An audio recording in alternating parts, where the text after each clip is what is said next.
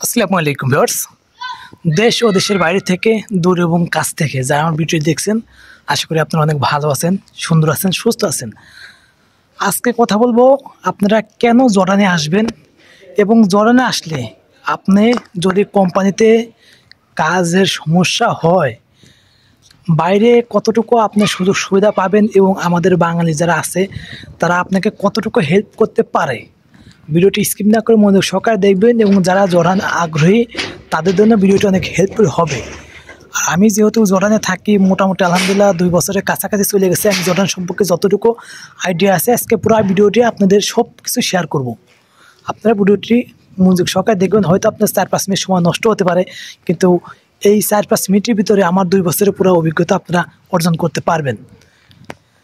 আপনারা যদি জর্ডানে যে কোনো গার্মেন্টসে আসেন বা যে কোনো সেক্টরে আসেন না কেন, বিশেষ করে জর্ডানে গার্মেন্টসের কাজটা একটু ভালো করে শিখে আসবেন।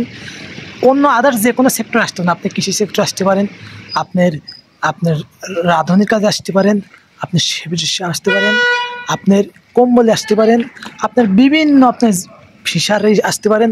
আপনার যে কোনো সেক্টরে আসেন না কেন, আপনি এই একটা কাজ একটু শিখে রাখবেন। হয়তো আপনার 4-5 মাস সময় লাগতে পারে বাংলাদেশে, কিন্তু যদি জর্ডানে আসার পরে আপনি দেখা যাচ্ছে যে কাজ আছে জর্ডানে, কিন্তু আমি বলি কৃষিকাজ আসলে কিন্তু অনেক রোদের কাজ করতে হয়।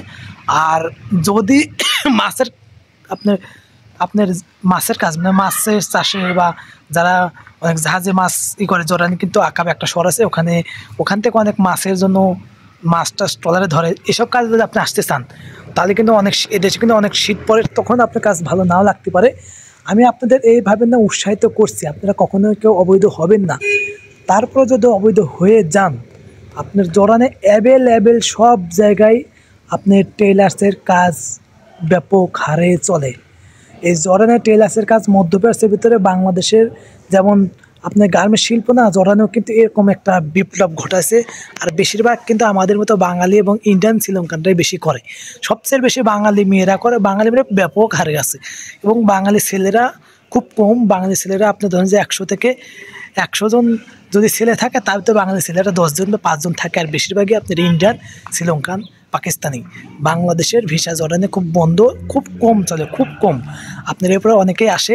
তো আপনারা যদি আসার পরে আপনারা যদি এই টেইলার্সের কাজ পারেন, আপনারা যে কোনো সেক্টরে যান না কেন, আপনার বেশি না, আপনার সর্বোচ্চ 1 কিলোমিটার রাস্তাতে হাঁটবেন মেন টাউনে, সেখানে আপনি আমাদের বাঙালি ভাইদের দেখতে পাবেন। 1 কিলোমিটার হাঁটবেন, হাঁটার পরে আমাদের বাঙালি ভাই বোনদের দেখতে পারবেন। ওখান থেকে আপনারা যদি বলেন যে ভাই আমি খুব বিপদ আছি, খুব কষ্টে আছি, আমাকে একটা কাজের ভাও করে দেন, তারা কিন্তু ইনশাল্লাহ আপনার কাজের ভাও করে দেবে। আপনি এই নিয়ে কখনোই হতাশ আপনারা হবেন না। আপনারা জর্ডানে যদি আরেকটা কথা, জর্ডানে যদি আপনি মনে করেন যে আমি অবৈধ অবস্থায় আমি অনেক দিন থাকবো, সেটাও পারবেন। কারণ জর্ডানে সেই ক্যাপাসিটি আছে এবং আমাদের মতো বাঙালি, ইন্ডিয়ান, শ্রীলঙ্কান অনেক লোকই আছে যে যারা কোম্পানিতে কাজ পারে না, তারা বাইরে এসে খুবই ঠান্ডা মাথায় রিল্যাক্সে অনেক সুন্দর টাকা এবং কোম্পানির থেকেও আলহামদুলিল্লাহ ভালো বেটার অপশনে ভালো টাকা ইনকাম করে।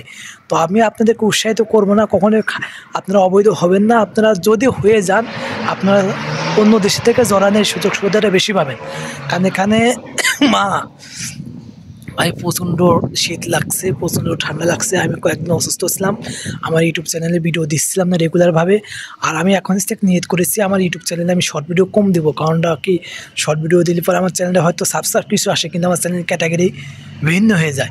আমি শর্ট ভিডিও আস্তে আস্তে রিমুভ করে দেবো, হয়তো আমার সাবস্ক্রাইব হবে, নাহলে নাই। আমি সবসময় লং ভিডিও দেওয়ার চেষ্টা করব।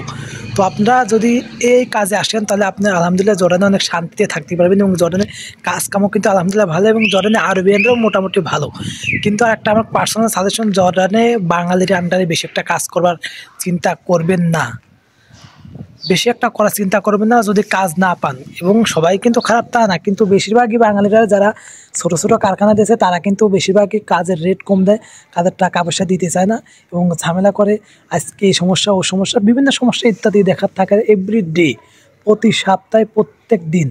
আপনি কামে যখন করবেন তখন কোনো সমস্যা নেই, যখন টাকা নিবার দেবেন তখন কিন্তু বাঙালি যারা মালিক আছে তাদের একটু সমস্যা হয়ে যায়। তো ভেবেচিন্তে কাজ করবেন। আলহামদুলিল্লাহ আমার কথাটা বুঝতে পারছেন। তো আবারও যদি এখানে যদি কোনো ভুল ত্রুটি হয়ে থাকে অবশ্যই ক্ষমা দৃষ্টিতে দেখবেন। আর কে কোন রিলেটেড ভিডিও চান আমাকে কমেন্ট করবেন, ইনশাআল্লাহ পরবর্তী ভিডিওতে আমি আপনাদের কমেন্টের উত্তরে ভিডিও দেওয়ার চেষ্টা করব। আসসালামু আলাইকুম।